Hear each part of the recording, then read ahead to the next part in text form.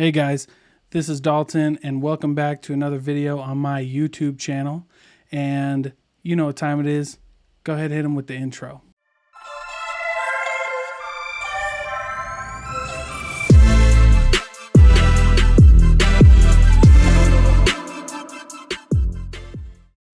Okay guys, welcome to the latest video on my YouTube channel. I wanted to do this one because it's kind of a big buzz right now. NFTs, blockchain, Ethereum. If you guys follow me, you know I released a podcast today with the owner of the Super World app, which is a digital world that basically runs on Ethereum. You can buy and sell digital real estate. You can place NFTs there. And overall, it was a great episode. So I'll link that episode in the description below. And by the way, guys, if you haven't subscribed to my channel yet, please do like the video. That actually really helps me out a ton. So without further ado, though, let's get into this. What this video is a very macro level of what Ethereum is, what blockchain is, what NFTs are. But more importantly, once we lay the base work for all of that, it's going to be how can NFTs help podcasters and creatives monetize what they're doing. Let me be the first to tell you guys what this video is not. This video is not a micro level. It's not a deep dive. It's not technical mumbo jumbo. I'm going to give you a very high level view of all of this stuff. So if I miss something or if I leave something out, just know that this is a really detailed subject. So blockchain, cryptocurrency, cryptography, NFTs, like all of this stuff, super contracts can get very monotonous very quickly. And I don't want to get into too much of that. Although, hopefully by the end of this episode, you'll be able to have an educational background and you'll be able to hold a conversation with somebody who knows what's going on. So don't kill me in the comments if I leave something out or if I skip something, because ultimately what I'm trying to get to is how this can benefit creatives and podcasters like myself, maybe like you if you're watching this video.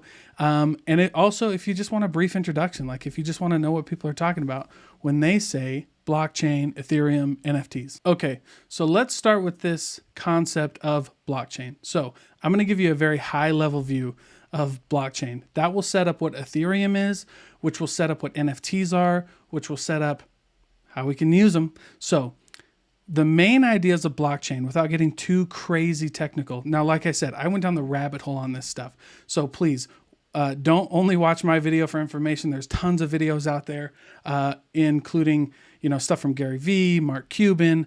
There's stuff from the Ethereum.org website. You can just type it in Google or on YouTube, and you're going to find everything that you need to know.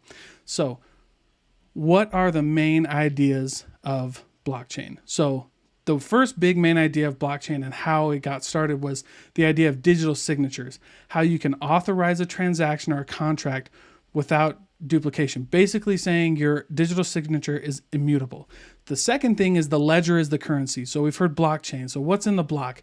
A block consists of a lot of transactions that are going on with digital signatures that are verified using public and secret keys. So again, I don't want to get too technical into all this because it's going to get kind of crazy if you do. Number 3 is decentralization. That's a really big deal. Decentralization we'll probably get into in this video, but I might have to do a separate video on that. The reason being, decentralization is bigger than what we're realizing right now. I believe that's the future of everything that we got going on. Home titles, voting is going to be decentralized. I think I don't know how it's going to work, but maybe social media being decentralized. There's so many different avenues and pathways for this. Money being decentralized. That's a big buzzword right now, has been for the past couple of years. DeFi is probably what you know it as. The fourth big one is proof of work. What that means is, how do you know what you're hearing in the blockchain or what Bitcoin or Ethereum or any of these things, how do you know that they're legit? So it's this idea of proof of work. And there's some talk about Ethereum 2.0 being more of a proof of stake, which is supposed to make it more sustainable, which is supposed to make it a little easier to deal with. We'll see. But right now, blockchain has a lot to do with proof of work. And then the fifth one, it's in the name, chains. So we're going to chain all of these transactions together. We're going to make a long transaction history to avoid some of the problems with that we've overcome so far with physical money, like double spending. So how do you, how do I say that I'm going to give 50 Bitcoin to this person and then give another 50 to another person, like double spending. So that's essentially the basics of blockchain. There's so much more, there's so much more that I just don't want to get into right now.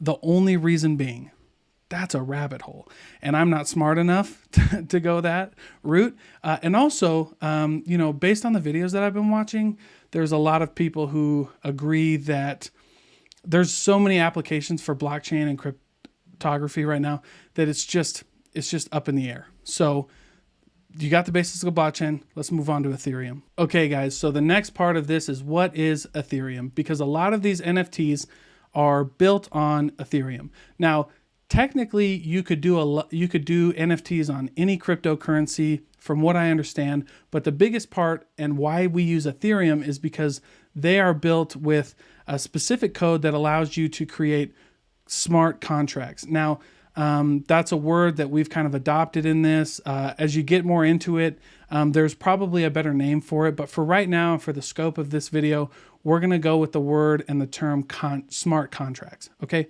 So remember when I said that the ledger of the blockchain was its own currency. So ledger, blockchain, synonymous, essentially for our purposes right now. And what happens is that becomes its own currency. So you have currency that's now kind of connected with a smart contract. So meaning that you can, program royalties into this. You can program anything you want into this contract, nuances like a normally written contract, except this time it's automatically enforced and there's no middleman. Remember this is the decentralization part. Now we're going to remove the middleman. You don't need an attorney. You don't need an accountant. And this is why it's going to absolutely change the game. Okay, now I'm going to go on a little rant, and I'm going to go off on this whole idea of decentralization. I've been talking about this for a long time. This is one of the first videos that I put on, but a lot of my close friends will tell you that I have been a fan of decentralization for a long time. It can change voting. It can change how we use home titles. It can change anything that we are focusing on that we have to have a middleman for can become obsolete with decentralization. Now, the downside to decentralization has nothing to do with the product itself and everything to do with power. So when the people start taking back power, and when we can do this with cryptocurrency and cryptography, and we can encode it and secure it ourselves, that becomes a very dangerous conversation to have with the people in power and the powers that be. But decentralization that comes from blockchain, Ethereum, Bitcoin, these things, this technology, will absolutely give power back to the people. Imagine a decentralization where we can take back our data, we can form a digital person of us, because every time we go on Google, every time you go on TikTok, every time you go on YouTube right now, you're selling data and you're not getting anything for it.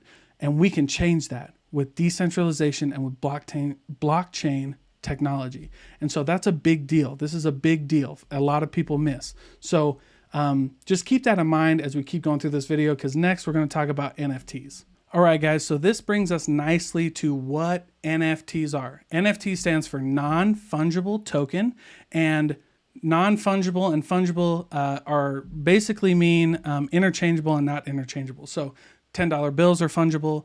Gold is fungible. Like a $10 bill is a $10 bill, and a pound of gold is a pound of gold. Like no matter where you get it, right? Non-fungible are things like the Mona Lisa painting or trading cards, signed basketballs, right? Like I can get a copy of these things, but there's nothing like the original, right? Like when an author hand signs your book, that's different than when it's mass printed and stamped on a book, right? There's something special to that. And that's what an NFT is. And that's why This is so important for intellectual property, which allows creatives and podcasters, whoever you are, whatever you're creating, to take full advantage of your product. Now, there's no need for labels if you're a musician. There's no need for hosting. There's no need for attorneys. All of these things I've said in the past in this video, I'm bringing up again because we can take the power back.